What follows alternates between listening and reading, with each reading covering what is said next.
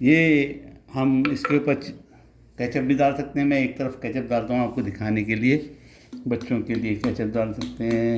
Ketchup की बोतल fridge से आई है, थोड़ी सी टाइम लगेगा। ये लीजिए, एक तरफ मैंने केचप डाल दिया है, केचप के साथ भी खाया जा सकता है। और दूसरी तरफ मैं हॉट सॉस डालूँगा, हॉट सॉस के साथ भी खाया जा सकता है। इस तरह मैं हॉट सॉस डालूँगा, ये हॉट सॉस के साथ बड़ों के लिए हॉट सॉस डाल सकते हैं। और आप इसको देख सकते हैं कितने खूबसूरत ये ये आपको ये देखिए, ज़बरदस्त क्रिस्पी।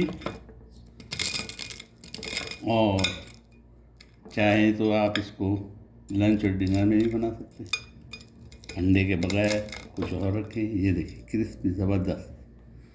हमारी तो नहर खिलाऊँगा केचप के साथ।